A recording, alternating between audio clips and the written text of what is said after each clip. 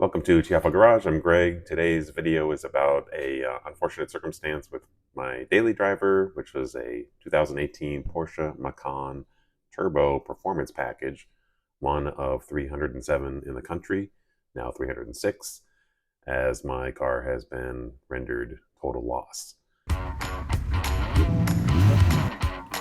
Drive.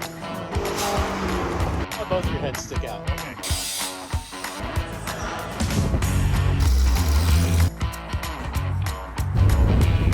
Tiafa Garage.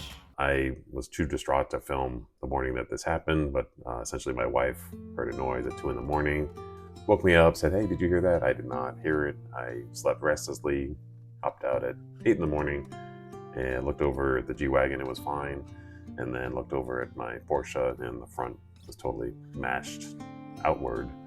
So a car at 2 in the morning Friday night sideswiped the vehicle and damaged the left side of the vehicle, and then clipped and caught the front left tire and pushed that front left tire into the engine.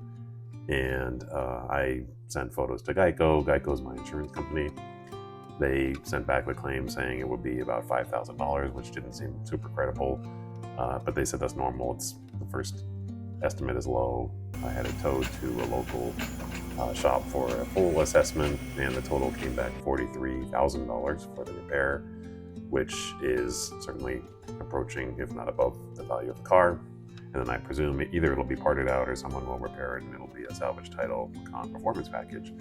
So it's difficult to take. I took a week or two to kind of emotionally process it, but then got into, okay, what might be next for me, and really didn't want to get another Macan because of the sort of emotional situation with that one. So for other options, considered really high performance SUVs that are in that same class, of which there are three.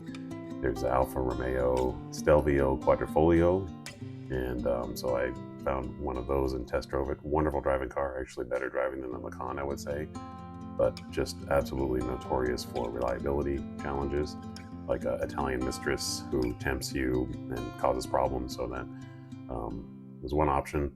Another one, Mercedes GLC AMG 63. So that's another vehicle that is equally quick, or quicker actually, around the Nürburgring than the Macan at under 8 minutes. And test drove one of those too. Absolute beast in terms of torque and power. Doesn't quite have the presence. They're a little bit more common and less of a scalpel and more of a hammer. Having test driven both of those, and each of them having their benefits but flaws, I still think the Macan is probably the best choice of those three.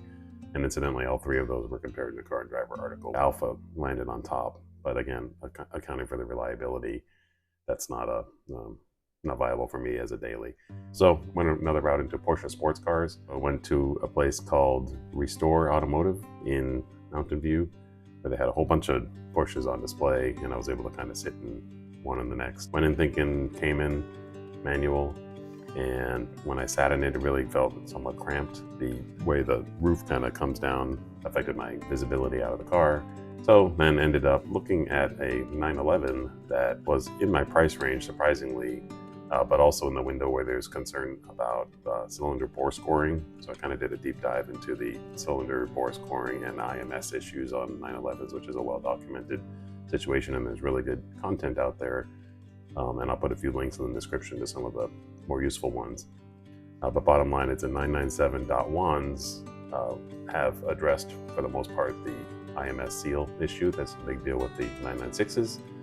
And they are subject to bore scoring potentially, but if the car has been looked at with a borescope, you can kind of assess and make sure that that part of it is healthy.